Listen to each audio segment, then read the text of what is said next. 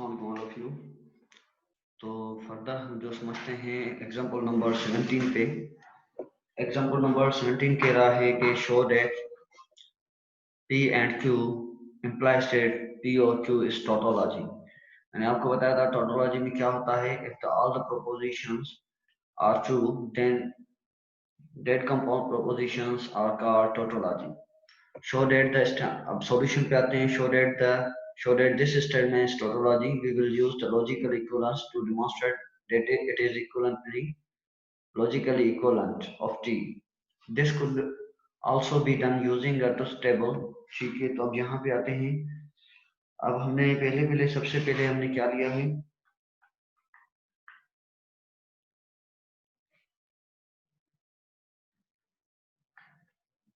Example number 13 को use करके हमें पता है कि ये चीज इसके लॉजिकली इक्विवेलेंट आती है।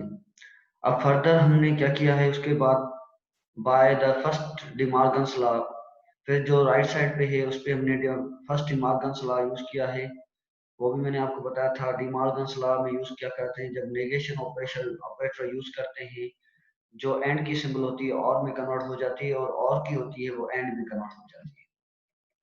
ठीक है, तो इसी तरह से हमने इस पे फर्स्ट वाले पे जस्ट हमने अप्लाई किया है De Morgan's law.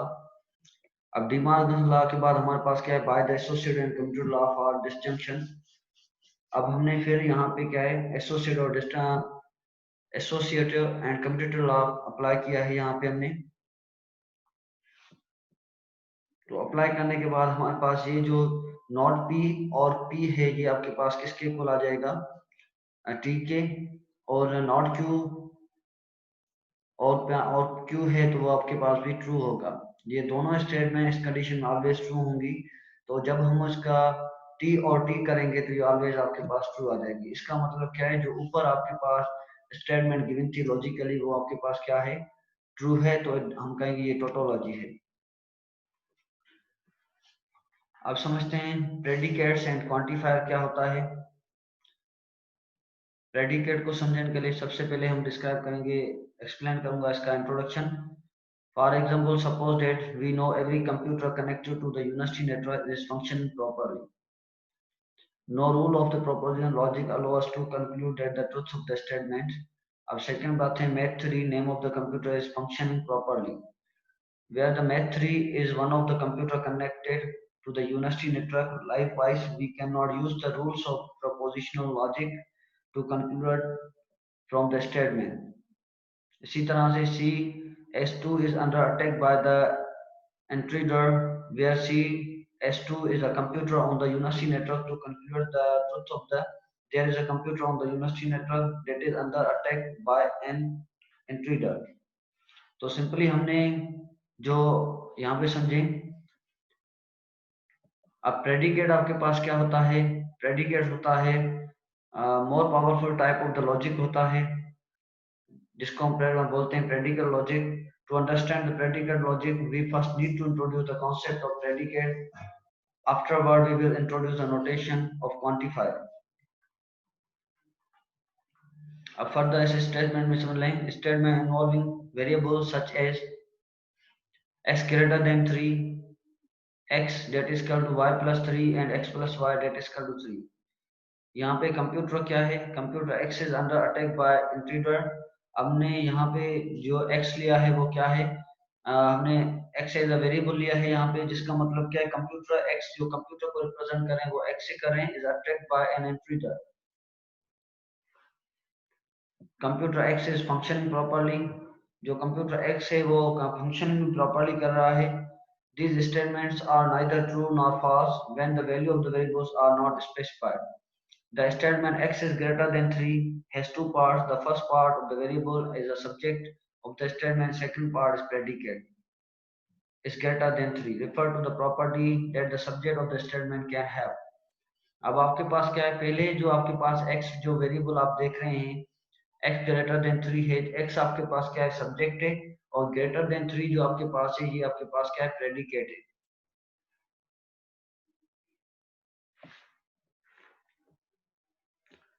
Further, is greater than 3 refer to the property that the subject of the statement can have। We can demonstrate the statement x is greater than 3 by p of x। अब जो x is equal greater than 3 है statement है, उसको हम किससे represent करेंगे, p of x से। We are p denoted the predicate, जो p आपने यहाँ पे यूज कर रहे हैं उसको हम डेनोटेट करेंगे प्रेडिकेट से। जो आपके पास प्रेडिकेट क्या होगा, इज ग्रेटर देन 3 होगा, and x is a variable होगा। आपके पास x क्या है, एक वेरिएबल है p ऑफ x। सब p ऑफ x को हम डेनोटेट किससे करेंगे, x ग्रेटर देन 3 से। अगेन समझिए p डेनोटेट करता है ग्रेटर देन 3। जो आपके पास p होता है वो प्रेडिकेट्स होता है। इसी तरह से the statement p of x is said to be the value of the propositional function। अब जो स्टेटमेंट p ऑफ x होगी इसको हम क्या बोलेंगे, प्रोपोजिशनल फंक्शन भी बोलेंगे।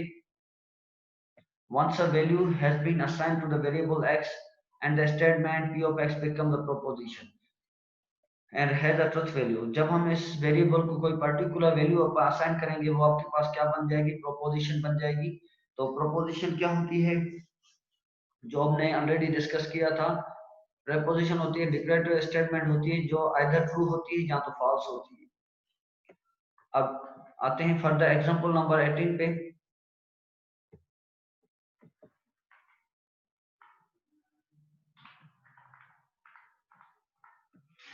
ठीक है, एग्जांपल 18 और 19 पे आते हैं।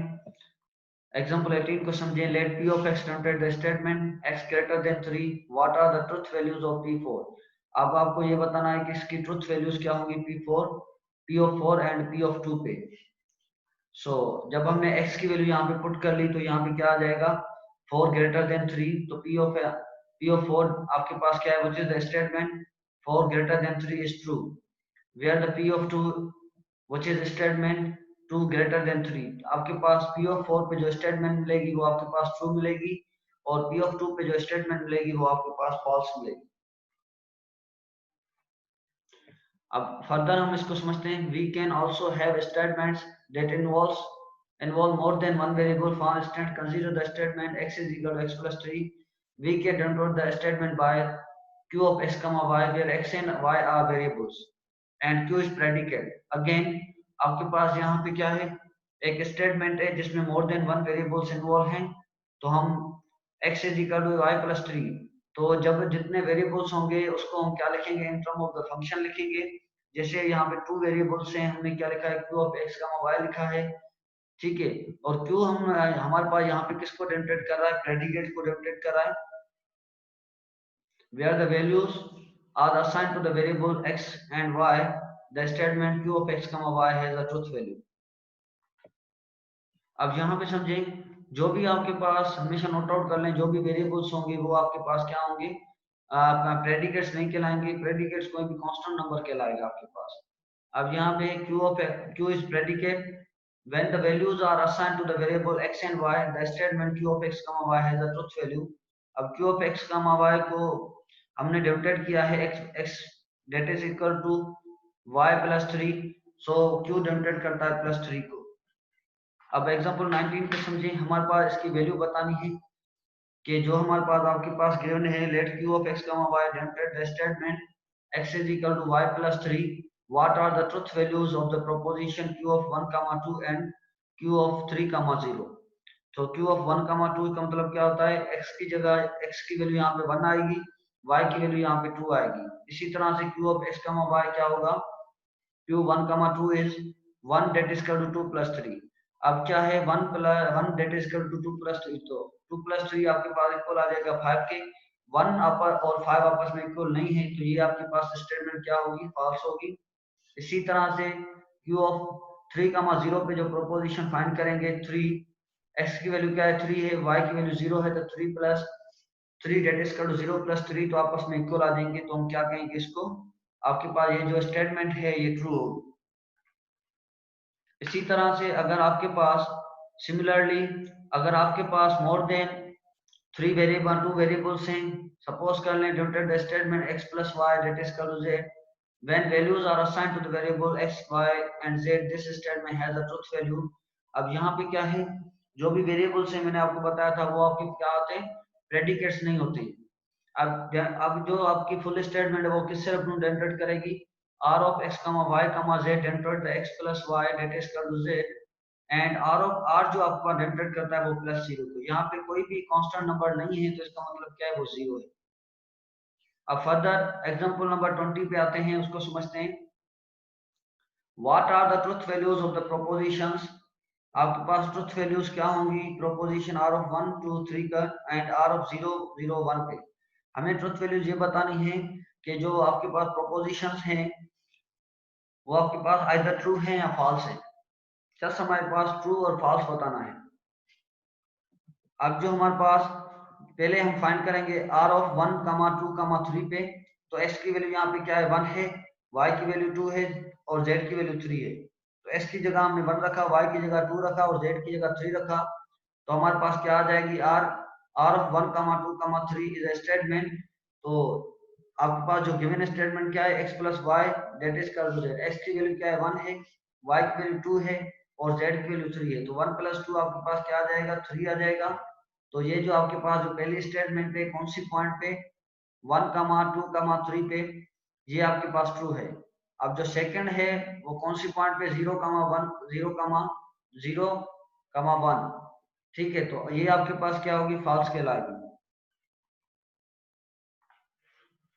In general, a statement involving the n variables can be denoted by p of x1, comma x2, comma 3 ellipses, 3 dots, xn. A statement of the form is a value of the propositional function p at the n tuple x and p is called n plus predicate and n array predicate। ठीक है, अगर आप generally जो होगा आपके पास proposition function को जितने variables होंगे उसको आप इस फॉर्म में लिखेंगे जनरली, ठीक है। और जो आपके पास एन आप देख रहे हैं एन को हम क्या बोलते हैं एन प्लस बोलेंगे, एन प्लस वेरिएबल बोलेंगे या एन एरी प्रेडिकेट बोलेंगे।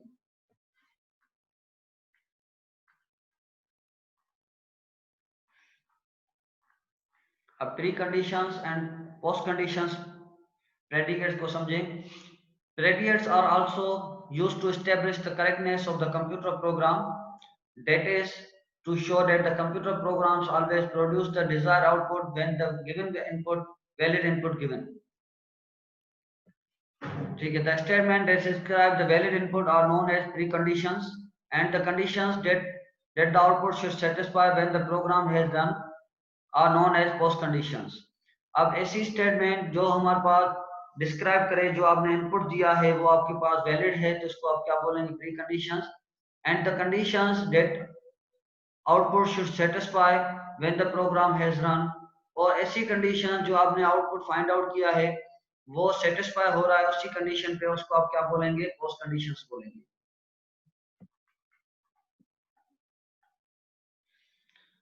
अब आते हैं क्वांटिफायर।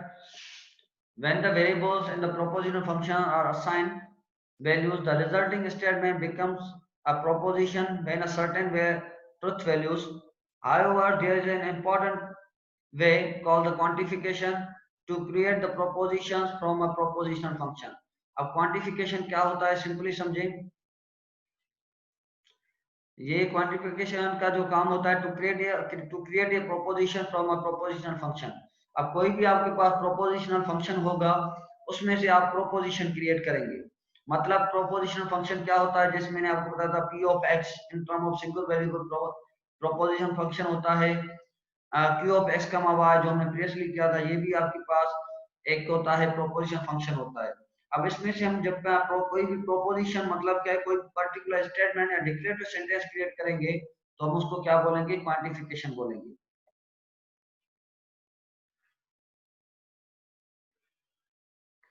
जहां आपके पास सिंपल ऐसे कहें when the variables in the propositional functions are assigned values. अब कोई भी आपके पास वेरिएबल्स गिवन होंगे उसको आप कोई भी पर्टिकुलर वैल्यूज असाइन करेंगे the resulting statement becomes a proposition. जो आपके पास रिजल्टिंग स्टेटमेंट आएगी किसी भी नंबर्स के फॉर्म में वो आएगी उसको आप क्या बोलेंगे प्रोपोजिशन बोलेंगे with a certain truth value. ठीक है, जिसके उसके पास जहाँ तो कोई भी सर्टेन ट्रुथ वैल्यूज होगी जो आपके पास नंबर्स आएंगे जहाँ आइदर वो ट्रू होंगे या फॉल्स होंगे। अब in English the words are some many none and few are used in quantification. We will focus on two types of the quantification here, universal quantification which tells us that a predicate is true for every element under consideration। अब universal quantification में क्या होता है इसमें ये होता है कि ऑलवेज जो प्रेडिकेट्स होता है वो ट्रू होता है आप कौन सा भी कोई भी एलिमेंट या कोई भी आप ऐसा नंबर्स उसमें असाइन करें जो आपके पास रिजल्ट्स आएगी वो ऑलवेज ट्रू होगी, उसको हम क्या बोलेंगे, यूनिवर्सल क्वांटिफिकेशन बोलेंगे। यूनिवर्सल क्वांटिफिकेशन में क्या होता है, कोई भी आपके पास सपोज करें प्रोपोजिशनल फंक्शन गिवन है, अब उसमें आप x की value r to all x की वैल्यू अगर आप उसमें अप्लाई करते हैं, जो आपके r टू ऑल x की वैल्यूज पे वो रिजल्ट जो ट्रू देता है, तो हम उसको क्या बोलेंगे, यूनिवर्सल क्वांटिफिकेशन बोलेंगे।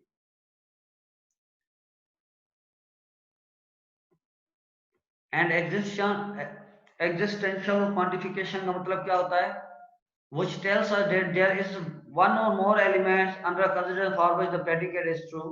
इसमें क्या होता है कि इसमें all to all elements पे जो होता है कि इसकी जो प्रोपोजिशन होती है वो ट्रू नहीं होती है, ये सम एलिमेंट्स पे आपके पास ट्रू होगी और सम पे फॉल्स होगी।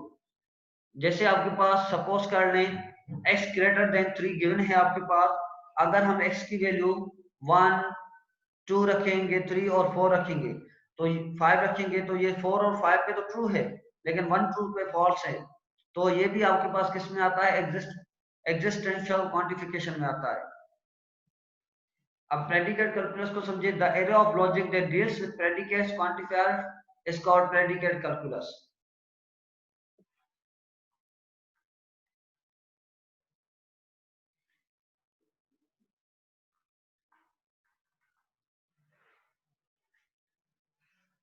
अब फर्दर मैथमेटिकल इसकी थोड़ी डिस्क्रिप्शन को समझे, यूनिवर्सल क्वांटिफायर को।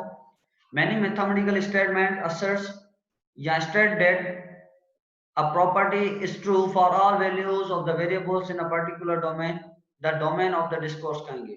अब कोई भी आपके पास यूनिवर्सल कोई भी स्टेटमेंट होगी, अगर ऐसा आप डोमेन उसमें पुट कर रहे हैं जिसपे ऑल वैल्यूज होंगी वो आपके पास ट्रू मिलेंगी, तो उसको आप क्या बोलेंगे, डोमेन ऑफ द डिस्कोर्स बोलेंगे और the universe of the discourse बोलेंगे। Often just referred to as the domain, such statement is expressed using the universal quantification. The universal quantifications of P of x for a particular domain is a proposition that asserts that P of x true for all values of x। वही same बात है, इसमें हम क्या करते हैं, जो भी आपके पास प्रोपोजिशन फंक्शन होता है वो ट्रू होता है, ऑल वैल्यूज ऑफ x पे आते हैं। अब हम क्विकली जस्ट डायरेक्टली जाते हैं एग्जांपल की तरफ, फर्दर जो आपके पास होंगी वो सारी चीजें क्लियर हो जाएंगी। फर्दर इसकी डेफिनेशंस भी गिवन है, वही सेम डेफिनेशंस होगी जो हमने ऊपर डिस्क्राइब की है। अब टेबल 18 को थोड़ा समझ लें। अब पहले नोटेशन पे आते हैं, उसके बाद टेबल 18 पे आते हैं। The notation for all x p of x denoted the universal quantification. ये जो आप सिंबल देख रहे हैं, ये सिंबल होती है for all of P of x, for all ये सिंबल है, for all is called the universal quantification quantifier. अब जो ये फॉर ऑल की सिंबल है, ये हम किसको रिलेटेड करती है, यूनिवर्सल क्वांटिफायर को रिलेटेड करती है। We read for all x p of x as for all x p of x और फॉर एवरी। इसको हम क्या रीड करेंगे, ये इसको हम कोई रीड करेंगे, फॉर ऑल रीड करेंगे या फॉर एवरी रीड करेंगे। ठीक है, अब आते हैं फर्दर। कोई भी स्टेटमेंट गिवन है for all x p of x given है, इसका मतलब क्या है, P of x true for every x. इसका मतलब क्या होता है, P of x is true होता है एवरी एक्स पे। ये तभी ट्रू होगी जब p of x is true होगा एवरी एक्स पे, और ये फॉल्स तब होगी there is an x for which p of x is false. अगर ये स्टेटमेंट जो है तब फॉल्स होगी जब किसी भी एक एलिमेंट्स पे पी ऑफ एक्स की वैल्यू जो है वो फॉल्स हो, या किसी भी एक एलिमेंट्स पे अगर ये कंडीशन सेटिस्फाई नहीं हो रही, मतलब ट्रू नहीं आ रहा है किसी भी एक एलिमेंट्स पे, तो वहां पे हम क्या कहेंगे, ये फॉल्स कहेंगे। अब देयर एग्जिस्ट इस सिंबल को हम क्या बोलते हैं, there exist x p of x. इसका मतलब क्या है, ये तब कब ट्रू होगी, there is an x for which p of x is true. अगर किसी भी एक एलिमेंट्स पे ये स्टेटमेंट, जो भी आपके पास कोई गिवन प्रोपोजिशनल फंक्शन होगा, अगर किसी भी एक वेरिएबल पे ट्रू आता है तो हम क्या कहेंगे, ये आपके पास ट्रू हो। अब फर्दर ये फॉल्स तब होगी, p of x false for every x. ये फॉल्स तब होगी जब हर एक वैल्यूज ऑफ एक्स पे ये फॉल्स हो, तब हम इसको बोलेंगे फॉल्स। अब तो एग्जांपल नंबर 21 पे आते हैं।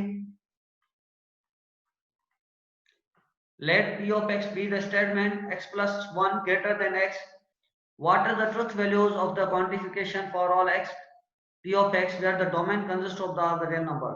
अब ये आपके पास क्या है, एक स्टेटमेंट गिवन है जिसकी वैल्यू क्या कह रहा है उस स्टेटमेंट में, x plus 1 greater than x. What is the truth values? अब यहाँ पे क्या है, x plus 1 greater than x है, ये आपके पास एक स्टेटमेंट है. अब इसका डोमेन जो आपके पास है वो set of the real number है. अब हमें ये बताना है कि ये ट्रू है या फॉल्स है. अगर हम because p of x true for all real numbers x, that the quantification for all x p of x is true. अगर आप यहाँ पे x की वैल्यू, अब रियल नंबर कौन से, पॉजिटिव रियल नंबर की यहाँ पे बात कर रहा है, ठीक है. अब यहाँ पे आप किसकी बात कर रहा है, पॉजिटिव. यहाँ पे अगर आप यहाँ नॉन नेगेटिव रियल नंबर्स की बात कर रहा है, अगर आप यहाँ पे 0 रखेंगे x की जगह तो यहाँ पे 1, यहाँ पे x की जगह पे 0 रखेंगे, 0 plus 1 ग्रेटर देन 0 आएगा तो 1 ग्रेटर होता है 0 से. अगर 1 रखेंगे तो 2 हो जाएगा, 2 ग्रेटर देन होगा 1 से, ये भी फॉल्स है. तो जब भी आपके पास, ठीक है, जब भी आपके पास कोई भी ऐसी स्टेटमेंट गिवन हो, आप अगर आपके पास ऑल वेरिएबल पे वो स्टेटमेंट ट्रू होती है तो हम उसको क्या बोलेंगे, यूनिवर्सल क्वांटिफिकेशन बोलेंगे.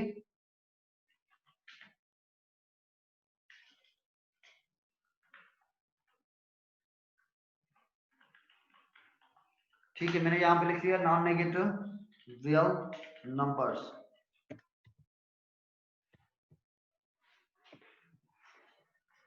अब फर्दर एग्जांपल नंबर 22 पे चले आते हैं, उसको समझते हैं. एग्जांपल नंबर 22 कह रहा है q of x be the statement x greater less than 2, what is the truth values of the quantification for all x q of x where the domain consists of the all the real numbers. अब ये बताना है कि आपके पास जो कहा है कि ये यूनिवर्सल क्वांटिफिकेशन है, या अगर यूनिवर्सल है तो ट्रू है या फॉल्स है. अब यहाँ पे q of x is not true for every real number x because the q of 3 is false. अब q 3 की वैल्यू रखेंगे तो 3 ग्रेटर देन 3 लेस देन 2 से तो नहीं आ रहा है.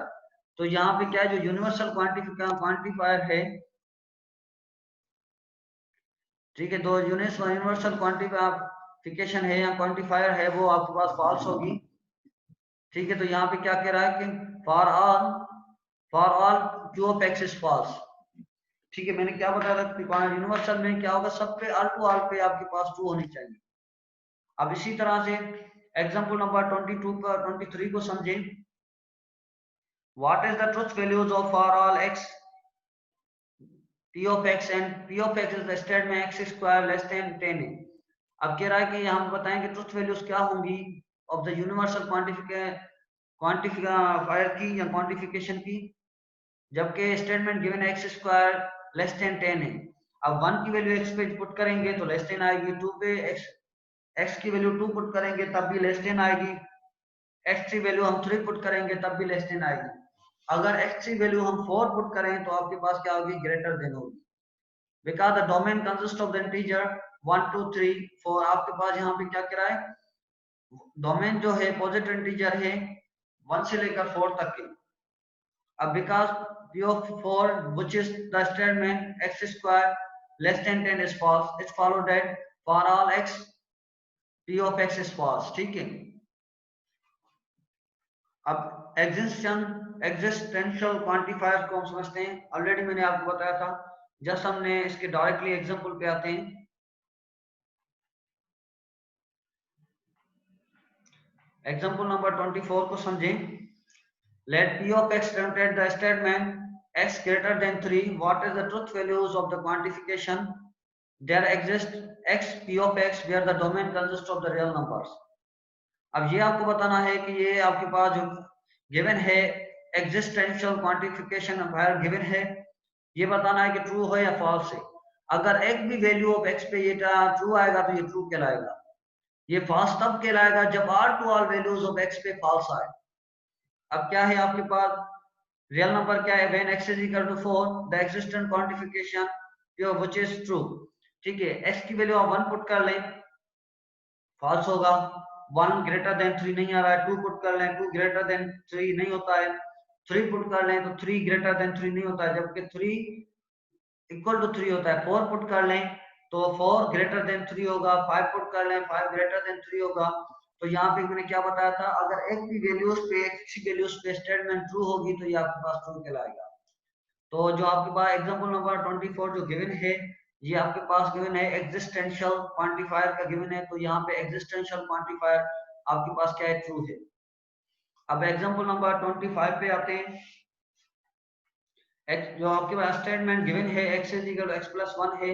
अब ये बताएं कि एग्जिस्टेंशियल क्वांटिफायर जो है वो आपके पास ट्रू है या फॉल्स है, जबकि इसका डोमेन क्या है, रियल नंबर है। डोमेन से क्या मुराद होती है, जो x की वैल्यूज होंगी, कोई भी आप रियल नंबर लेंगे। अब जब x की वैल्यू आप 1 पुट कर लेंगे तो 1 डेट इज इक्वल 1 प्लस 1 2 आ जाएगा, तो 1 2 के इक्वल नहीं होता है। x की वैल्यू 2 पुट कर लेंगे तो 2 डेट इज इक्वल टू 3 आ जाएगा, तो 2 भी 3 के इक्वल नहीं होता है। इस तरह से ऑल आपके पास क्या होगी, रियल नंबर्स की वैल्यू पुट करेंगे।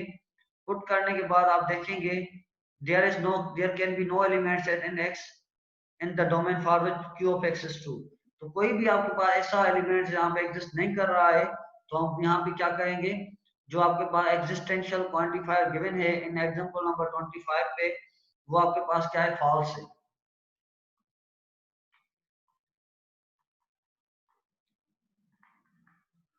इसी तरह से एग्जांपल नंबर 26 भी है।